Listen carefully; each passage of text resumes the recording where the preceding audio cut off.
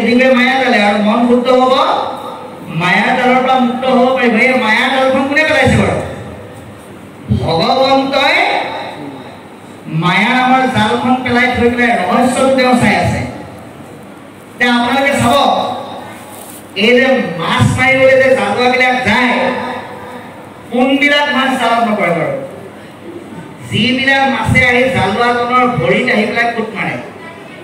সেই মাছবিলাক কিন্তু জালত নপৰে। তদ্ৰূপ আপুনি আমি ভগৱন্তই পেলাই থোৱা জালখনত নপৰিবলৈ হ'লে তেওঁৰ ভৰিত কিন্তু ধৰিব লাগিবই।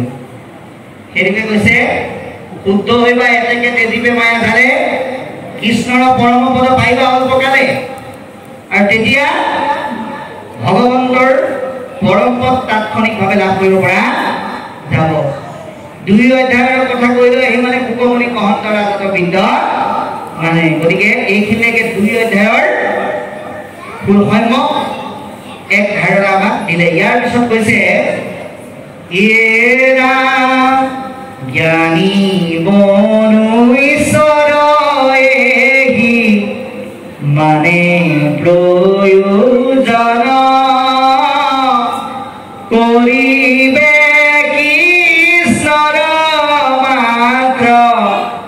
শ্ৰৱণ কীৰ্তন যেন ফল পাবৈ সবে দেৱতাক ভজি অজ্ঞানী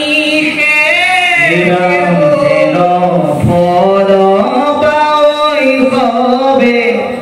দেৱতাক যদি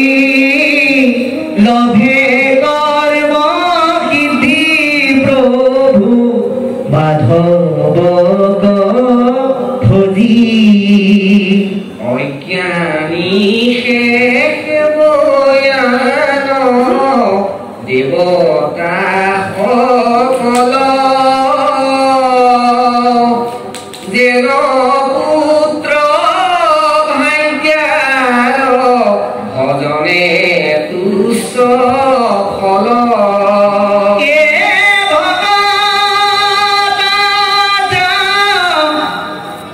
নৰসংগে ৰংগে সৰ্বক্ষণ কৃষ্ণকে আৰাধে মাত্ৰ শ্ৰৱণ কীৰ্তন এহি মানে মাত্ৰ পুৰুষাৰ্থ পুৰুষৰ আন কৰ্ম সবে ব্যৰ্থ হৰি বিমুখৰ শুনন্তে উপদে জ্ঞান বুদ্ধ হুৱে মতি ইহ পৰ লোকত ক্ষত বীৰ গতি মুখ্যতৈ অধিক সুখ অপ্ৰেম ভগতি হেন হৰি কথাত নকলৈ কোনে ৰতি হেন হৰি সুতত নকে বিনান্ত আৰ কিবা সুগতৰি পতি পুচি লন্ত শুনি যেন চুক আছে দুয়ো বৈষ্ণৱৰ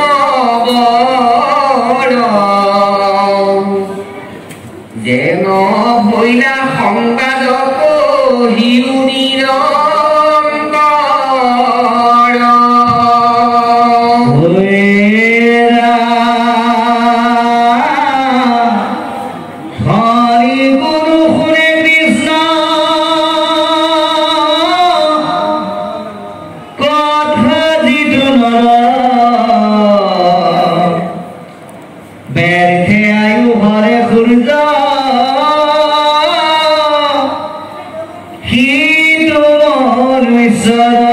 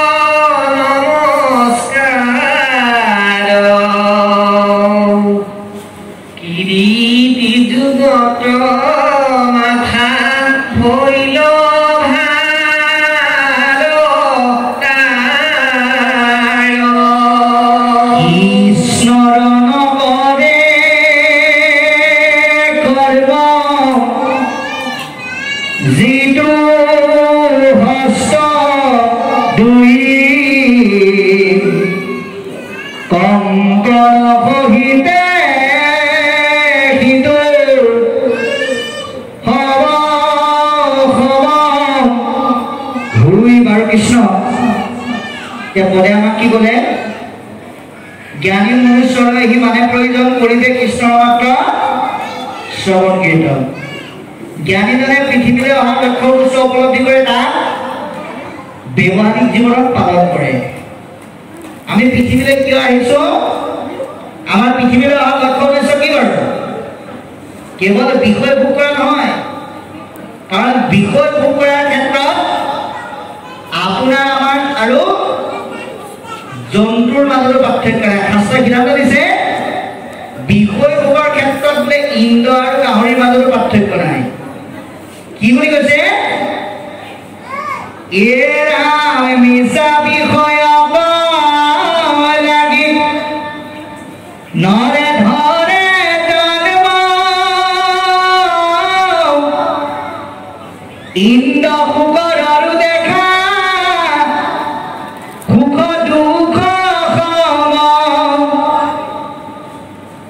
इंदर परम सुख रंभार सम्मुखे सुगर तेन सुख सुगरी संयोगे राम अमृतक भुंजी जेन महेन्द्र सन्तुष्ट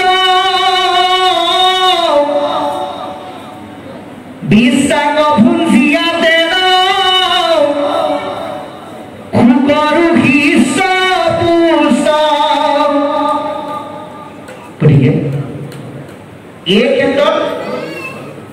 ইতৰ প্ৰাণী আৰু আমাৰ মাজত পাৰ্থক্য নাই। আমি জ্ঞানৰ পৰিচয় দিবলৈ আমি কি কৰিব লাগিব? সংসাৰলৈ আহি সৎসংগৰ যোগেদি ভগৱন্তৰ নাম লোৱাৰ অভ্যাসটো কৰি দিব লাগিব। কিয়? যেন ফল পাৱে সবে দেৱতাক যদি অন্য ধৰণৰ দেৱ দেৱতাবিলাকক পূজা সেৱা কৰি যি ফল পায়, ভগৱন্তক ভজিলে তাতকৈ বেছি ফল পায়। সেইকাৰণে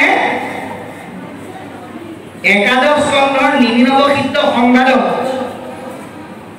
বসুদেৱ নাৰদে কথা বতৰা পাতিছিল। সেইকাৰণে নাৰদ বসুদেৱ সংবাদত সুন্দৰকৈ কৈছে এইটো কথা, ভকতে সেৱকক দিয়া ফল আৰু দেৱতাই ভক্তক দিয়া ফলৰ মাজত কিন্তু পাৰ্থক্য দেখিবলৈ পোৱা যায়। এটা পাৰ্থক্যটো কি? ৰাম পূজা অনুৰূপে দে বতা দে ই ফল কৰন্ত কৰোণা মাত্ৰ ভকত সকল। আপুনি লক্ষ্মীক পুজিলে ধন দিব, সৰস্বতীক পুজিলে বিদ্যা দিব, এইটো সঁচা। কিন্তু ভগৱন্তক যদি ভকতৰ যোগেদি পূজে, আপুনি বিচৰাখিনিও পাব, নিবিচৰাখিনিও পাব। এইটো হ'ল কৃপা। সেইকাৰণে এইটো কেৱল জ্ঞানীজনে বুজি পায় বুলি কৈছে। অজ্ঞানীজনে কি কৰে? অজ্ঞানী সেই সেৱা দেৱতাৰ সঙ্গ, অন্য ধৰণৰ দেৱতাবিলাকক অজ্ঞানীসকলে সেৱা কৰে। তাত এটাই লক্ষ্য উদ্দেশ্য থাকে যে পুত্ৰ ভাৰ্যা মানে ভাৰ্যাৰ লগত সংগ কৰিব লাগে, পুত্ৰ জন্ম দিব লাগে, ধন টকা পইচা অৰ্জন কৰিব লাগে, সিহঁতকো খুৱাব লাগে, নিজেও খাব লাগে, ভালকে থাকিব লাগে। অন্য দেৱতাৰ পূজা ফলবিলাক তেনেকুৱাই।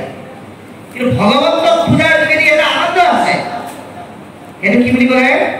ভকত জনৰ সংগে ৰংগে সৰ্বক্ষণ কৃষ্ণকে আৰাধে মাত্ৰ শ্ৰৱণ গীত। সেইকাৰণে আপুনি আমি ভকতৰ পূজা যাবই লাগিব। আপুনি আমি যদি ভাবো অকলে অকলে ভগৱন্তক ভজনা কৰিম, শাস্ত্ৰ গীতা দশম ৰত্নাৱলী আছে, ভালকে পাঠ কৰিব জানো, তেতিয়া কেলে আকৌ ভকতৰ গুৰিলে যাম? নিজে নিজে কাম আৰু হৈ যাব। ভাগৱতে কৈছে গাবতো পাৰিবা কিন্তু কামত নাহিব। ভগৱন্তক উদ্ধৱে যেতিয়া প্ৰশ্ন কৰিছিল, উত্তৰত ভগৱন্তই নিজে কৈছে, মাধৱে গুণন্ত সখী শুনা কৰিছে, পঢ়ে দেৱে শাস্ত্ৰ চয় পঢ়ে চাৰিলে, তথাপি কৰিতে মোক নোৱাৰে ভকতি, নলয় নৰে দেৱে সাধুৰ সংগতি। স্কুললৈ নগ'লে যেনেকে বিদ্যাৰ মূল্য নাই, সৎসংগলৈ নাহিলেও ঠিক তেনেকৈ ভক্তি কেতিয়াও সাধন হ'ব নোৱাৰে। গতিকে সৎসংগৰ যোগেদি মহানন্দৰ লগ ল'ব লাগিব। এই মানে মাত্ৰ পুৰুষাৰ্থ পুৰুষৰ। এতিয়া পুৰুষ শব্দটোৱে কিন্তু মতা মানুহক বুজা নাই, জীৱক বুজাইছে। জীৱ পুৰুষে পৰম পুৰুষৰ অৰ্থে কৰা কৰ্মক পুৰুষাৰ্থ বুলি কৈছে। আৰু এই পুৰুষাৰ্থ ভগৱন্ত ভজনাৰ যোগেদি লাভ কৰিব পাৰে। কি কি লাভ কৰিব পাৰে? ধৰ্ম, অৰ্থ, কাম আৰু মোক্ষ। গতিকে এই মানে মাত্ৰ পুৰুষাৰ্থ পুৰুষৰ আন কৰ্ম ভাৱে ব্যৰ্থ হৰি বিমুখৰ। আৰু ইয়াৰ বাহিৰে যিমানবিলাক কৰ্ম আছে এটা হৰিৰ বিমুখীয়া কৰ্ম। শুনন্তে উপদে জ্ঞান শুদ্ধ হৈ কি? এই হৰি বা ভক্তিযুক্ত কৰ্মত ইমানেই আনন্দ, শুনিলেই জ্ঞান পায় আৰু সেই জ্ঞানে মন শুদ্ধ কৰি দিয়ে। অকল সেয়ে ইহকৰ দুখত সুখত বিৰক্তি, ইহকাল পৰকালৰ সুখবিলাকৰ প্ৰতি আপোনাৰ আপুনি বিৰক্তি আহি যায়। মুখ্যতঃ অধিক উত্তম সপ্ৰেম ভক্তি। সপ্ৰেম ভক্তি মানে গোপীসকলে যেনেকৈ উদ্ধৱক দেখাৰ লগে লগে কৃষ্ণ বুলি ভাবি পেলাই মান্যতা কৰিলে, এইটোৱে হ'ল সপ্ৰেম ভক্তিৰ নিদৰ্শন। আপুনি আমি কৃষ্ণক নেদেখিলেও কৃষ্ণৰ দৰে ভকতক, কৃষ্ণৰ দৰে ভকতক চিন্তা কৰিব পৰা যিটো ভাৱনা, সেইটো এই ভাগৱতৰ ভক্তিয়ে আনি দিয়ে। হেন হৰি কথাটো নকৰে কোনে ৰতি, আৰু এনেকুৱা ঈশ্বৰৰ কথাত মন নিদিয়া ব্যক্তিৰ সমান দুৰ্ভগীয়া নাই বুলি ক'লে। সেইকাৰণে অলপ সময় কৃষ্ণৰ কথা নুশুনা ব্যক্তিসকলৰ আয়ুসবিলাক সূৰ্যৰ অভাৱত নষ্ট কৰি লৈ যায় বুলি কৈছে। যি কৃষ্ণৰ সাৰময় কথাত গুৰুত্ব নিদিয়ে তেওঁৰ আয়ুসবিলাক বিফল হয় বুলি কৈছে। যি কৃষ্ণৰ কথা শুনিবলৈ ইচ্ছা নকৰে তেওঁক 4টা কুকুৰ গাহৰি গাধ আৰু কুক এই চাৰিটা পশু পতন্ত্ৰতা যি কৃষ্ণৰ কথা কাণ নাপালে দুটা গাত মাটি ভৰাই দিলে তেনেকুৱা হয় তেনেকুৱা হ'ব বুলি ক'লে যি কৃষ্ণৰ কথা চলি থকা স্থানত কৃষ্ণৰ কথা থাকোঁতেও অন্য কথা পাতি থাকে তেওঁৰ জিভাত ভেকুলীৰ জিভাৰ লগত তুলনা কৰিলে যি ভকতক দেখিলে পূজা কিবা নমস্কাৰ কৰিব নোৱাৰে সেই মূৰৰ হাড়ৰ লগত তুলনা কৰিলে যি হাতে কৃষ্ণৰ কৰ্ম কৰিবলৈ বিশ্বাস প্ৰকাশ নকৰে তাক মৰা ফৰ লগত তুলনা কৰি আমাক সুন্দৰকৈ বুজাই দিলে সেইকাৰণে আমি গুৰুত্ব দিব লাগিব ভকত সেৱাক দেই আমাৰ বহুতে ভকতক দেখিলে এটা হাতে কৃষ্ণ বুলি কৰি পেলাই থৈ যোৱা দেখিবলৈ পোৱা যায় সেইকাৰণে ইয়াৰ সুন্দৰ নিদৰ্শন দেখুৱাইছে দশম স্কন্ধ ভাগৱতত ভগৱন্তই ভাবিলে আয়ুধি গোপীসকলক যদি অকণমান সংস্কাৰ নকৰে তেতিয়াহ'লে মোৰ কামবিলাক আধৰুৱা হ'ব যাৰ কাৰণে গোপীসকল যেতিয়া গা ধুবলৈ নামি গ'ল ভগৱন্তই বস্ত্ৰ লুকুৱাই থৈ দিলে গোপীসকলে গা ধুই দেখিলে বস্ত্ৰ নাই আৰু বুজিবলৈ বাকী নাথাকিলে এইটো কৃষ্ণৰেই চক্ৰান্ত সেইকাৰণে ভগৱন্তক স্তুতি কৰিলে এটা হাতে লজ্জা নিবাৰণ কৰিছে আৰু এটা হাতে কৈছে বস্ত্ৰ দিয়া বস্ত্ৰ দিয়া বস্ত্ৰ দিয়া ভগৱন্তই লগে লগে ক'লে অহেন শুনিহাসি মাধৱে ফুলন্ত আদিকে লংঘিলা বেদ এক হস্তে কোনো দেৱক পাহৈ তাৰ স্কন্ধ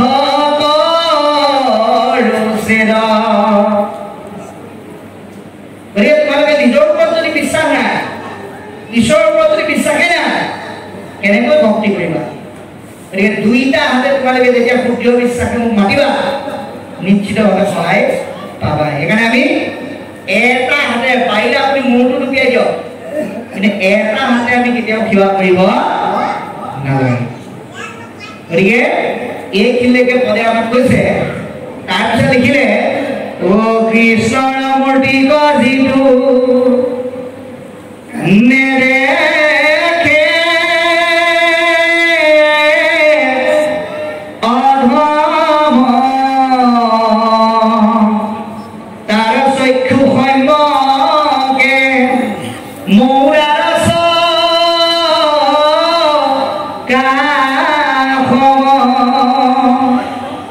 কৃষ্ণৰ থানক যিটো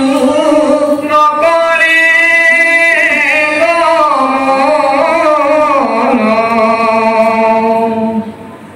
বিক্ষৰস বিহতাৰ দুখানি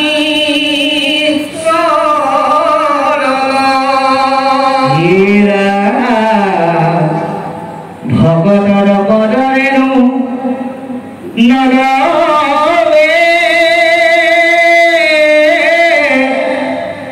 যিজন জীৱন্ততে সবাহিত মৃতমালয় ক্ষণ কৃষ্ণ পদ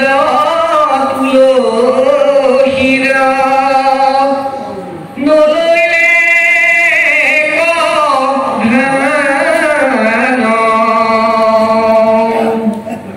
তাৰ হন্ত নিশ্বাস সিটো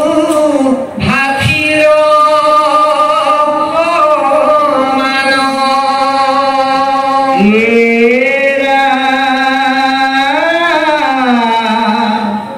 হৰি হৰি বোলন্তে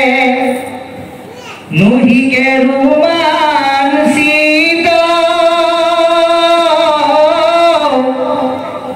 বজ্ৰশিলা সদৃশ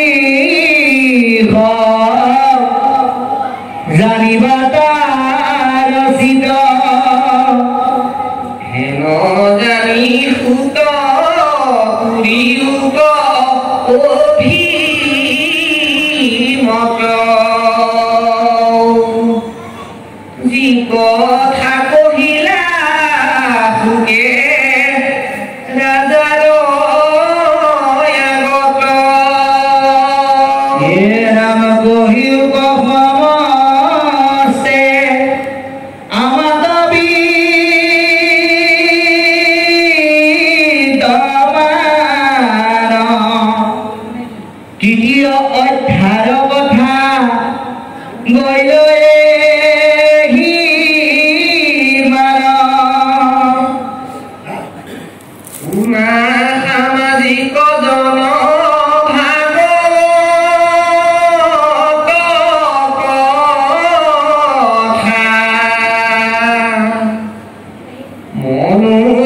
জন কইতু নকৰি বৃথা হেৰা পুৰাণৰ সূৰ্যইতু মহাভাগৱত ব্যাস মহাৰিষিয়াৰ কহিছা মহত্ব আৰ অন্তৰ্গত পৰমাৰ্থ কথা যত মই মাত্ৰ চালুনাৰ দৰ প্ৰসাদত মুত হতে মহামুনি সুকে জানিলন্ত বিদুৰে হাকাৰন্ত কিন জানন্ত টিকা ভাষ্য চাই মহা বুদ্ধিৰ প্ৰভাৱে কেহুজনে আৰু তত্ত্ব অৰ্থ গণ পাৱে বৈকুণ্ঠৰ শাস্ত্ৰ কৃষ্ণ মুখৰ বচন আৰু কি তত্ত্ব জানে যেই সেই জন এৰাম ভূত ভাৱে লৈলে যিটো কৃষ্ণ শৰণ ভকতিৰ প্ৰভাৱে নিৰ্মল কৰে মন সিহি মহাজনে ইয়াৰ তত্ত্ব জানয় ভাগৱত পুৰাণৰ কহিলো নিৰ্ণয় চাব আমাৰ গোটেই ইন্দ্ৰিয়বিলাক কৃষ্ণক দৰ্শন নকৰা চকুক মৰা পাখি চকা ভকতৰ স্থানলৈ লৈ যোৱা ভৰি গছৰ শিপা ভকতৰ পৰযুগল সেৱা নকৰা ব্যক্তিজনক মৰা হৰ লগত তুলনা কৰিছে সেইকাৰণে অদৰময় আই দেৱতাক কৈছে মা হে আই তুমি জীয়া মানুহৰ দৰে থাকিবা মাকে সুধিছিল মৰা মানুহ আছে নেকি বোলে বহুত আছে কোনবিনা এ ৰাম সাধুৰ সকে কৃষ্ণ কথা নুশুনে জিনৰ জীবন্ততে মৰাখিতো অধব পামৰ আজিৰ দৰে সৎসংগত মন ভাল লগা কৃষ্ণ কথা যদি নুশুনে তেতিয়াহ'লে সেইজন জীয়াতে মৰা বুলি কৈছে কৃষ্ণ পদ তুলসীৰ নললে কথা এতিয়া মানে ইয়াৰ অৰ্থটো কি যে মোৰ লগত তুলসী খালে যেনেকৈ কাহ নাথাকে আজিৰ দৰে সৎসংগত কৃষ্ণৰ ৰস যদি আত্মাই গ্ৰহণ কৰিলে তেতিয়াহ'লে মনৰ বেমাৰবিলাক নাইকিয়া হৈ যায় তাৰপিছত লিখিলে কি বুলি ক'লে যে হৰি হৰি বুলন্তে নহিকে ৰোমাঞ্চিত ভগৱন্তৰ নাম লোৱাৰ পিছত তাৰ মন ৰোমাঞ্চিত হোৱা নাই কৰি শিয়ৰিত হোৱা নাই বৰ্জশিলা সদৃশ জানিবা তাৰ ৰচিত সেইজন ব্যক্তি হৃদয় আৰু শিলগুটিৰ মাজত কোনো পাৰ্থক্য নাই হেন জানি পুৰ পুৰীৰূপ অভিমত কি কথা কৈলা সুকে ৰাজাৰ আগত গতিকে এতিয়া মৌনবাদী লিখি সমস্তই পুনৰ পুতক কৈছে যে ৰজা পৰীক্ষিতে কি সুধিলে আৰু সুকে কি ক'লে আমাক কোৱা কহিৰূপ আমাৰ সমস্ত বিদ্য মানে তৃতীয় অধ্যায়ৰ কথা কৈ লৈ আহি মানে ইয়াৰ পিছত অকণমান উপদেশ দিছে শুনা সামাজিকজন ভাগৱত কথা সেই সমাজৰ লোকসকল ভাগৱতৰ কথাবিলাক শুনিবা কিয় শুনিবা যিমানেই শুনিবা যিমানেই বুজিবা যিমানেই পালন কৰিবা মানৱ জীৱনটো অভাৱত নষ্ট কৰিব লগা নহয় পুৰাণৰ সূৰ্যইটো মহাভাগৱত এই ভাগৱত কি পুৰাণৰ সূৰ্যৰ পোহৰে যেনেকৈ আমাক সূৰ্যৰ জ্যোতিয়ে যেনেকৈ আমাক পোহৰ দিয়ে ভাগৱত আমাৰ আধ্যাত্মিক চিন্তনৰ সূৰ্য সদৃশ গতিকে জ্ঞানজ্যেষ্ঠ ব্যাসদেৱে ইয়াৰ প্ৰকাশ কৰিছে আৰু অন্তৰ্গত পৰমাৰ্থ কথা যত মই মাত্ৰ জানো নাৰদৰ প্ৰসাদত বুলি কৈছে মুত হন্তে মহামুনি ভোকে জানি অন্ত বিদুৰে ইহাক জানন্ত কিন জানন্ত টিকা ভাষ্য চাই মহাবুদ্ধিৰ প্ৰভাৱে টিকা ভাষ্য চাই মহাবুদ্ধিৰ প্ৰভাৱত কেহুজনে এটা তত্ত্ব অৰ্থক নাপাৱে কোনেও ইয়াৰ মূল তত্ত্ব অৰ্থ ভেদ কৰি উলিয়াব নোৱাৰে গতিকে বৈকুণ্ঠৰ শাস্ত্ৰকৃষ্ট মুখৰ ওচৰত এয়া হল বৈকুণ্ঠ হস্ত ভগৱন্তৰ মুখৰ বাণী আৰু কি তত্ত্ব জানে যেই সেইজন আৰু ইয়াৰ বাহিৰে ইয়াৰ সম্পূৰ্ণ তত্ত্ব কোনে ভেদ কৰিব পাৰিব সেইকাৰণে কি বুলি ক'লে শুদ্ধভাৱে লৈলে যিটো কৃষ্ণৰ শৰণ আমি শুদ্ধ শৰণৰ ওপৰত গুৰুত্ব দিবই লাগিব আমাৰ বহুতে ভাবে শৰণ মানে কি আইগৰাকী শুনিলো বোলো শৰণ ললে নাই বোলে ললো বোলে কিয় ললে বোলে নাই ল'বলৈ মন নাছিলে এই আগতে গোটেই যৌথ পৰিয়াল থাকোঁতে ভাত বনোৱা পালটো মোৰ নপৰে এতিয়া ঘৰখন বেলেগ হ'ল যে এতিয়া ৰান্ধিব লাগে শৰণ নল'লে বোলে জ্যেষ্ঠজনে নাখায় সেইকাৰণেহে ল'লো বাপ এজনক সুধিলো বোলো শৰণ ল'লে নাই বোলে ল'লো বোলে কেলে ল'লে বোলে এতিয়া ঘৰখন বেলেগে বনালো যে এতিয়া সকাম খাবলৈ যাব লাগে শৰণ ল'লে নামৰ আগত বহিব নোৱাৰিলে গতিকে অন্ন প্ৰস্তুত কৰিবৰ কাৰণে আৰু কেৱল নাম ল'বৰ কাৰণে গ্ৰহণ কৰা বস্তু শৰণ নহয় শৰণ উপলব্ধি বস্তু যিয়ে আপোনাক বেয়াৰ পৰা ভাল কৰে সেইকাৰণে শুদ্ধ শৰণৰ ওপৰত গুৰুত্ব দিবলৈ কৈছে বচনে কেৱল মাত্ৰ হৰিত শৰণলৈ চিতে আমাৰ দেৱক ভজিলে নহ'ব তেতিয়া সেইটো অপৰাধ হ'ব সেইকাৰণে প্ৰথম শ্লোকত ভাগৱতে সাৱধানে কৰি দিছে কৃষ্ণৰ অৰ্পিয়া আমি কৰো কৰ্ম যত তাতো নানা বিঘিনি আছে জানিলো মনত বিঘিনি কেতিয়া হয় যেতিয়া শিৱ পূজাৰ নামত গৈ পেলাই তাত গৈ কৃষ্ণৰ নাম গাই দিয়েগে সৰস্বতী পূজাত গৈ পেলাই যেতিয়া কীৰ্তন পাঠ কৰি দিয়েগে তেতিয়া কিন্তু অপৰাধ হ'ব সেইকাৰণে কৈছে একমেৱ অদ্বিতীয় কৃষ্ণটো ভগৱান যে কৃষ্ণত আৰম্ভ কৰিলে অন্তও কৃষ্ণতে হ'ব লাগিব তাক যদি গণ্ডগোল কৰি দিয়া যায় মাছ অৱস্থাত সেই শৰণে কিন্তু ক্ৰিয়াৰ বিপৰীতে বিক্ৰিয়া কৰিব সাৱধান থাকিবলৈ কৈছে আৰু যি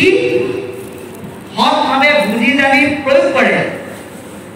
সেইজনক এটা উপাধি দিলে এতিয়া ভগৱতে কি বুলি ক'লে মহাজন শিশি মহাজনে আৰু তত্ত্বক জানয় ভাগৱত পুৰাণৰ পঢ়িলো নিৰ্ণয় এয়া হ'ল ভাগৱতৰ সিদ্ধান্ত তাৰপিছত লিখিলে য়ে ৰাম জানিয়া কৃষ্ণ তপৰা একান্ত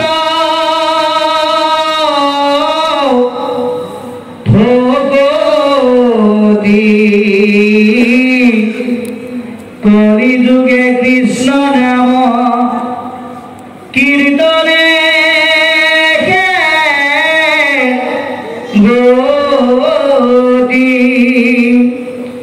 কৃষ্ণমিত্ৰ পৰাশৰ আদি মুনিগণ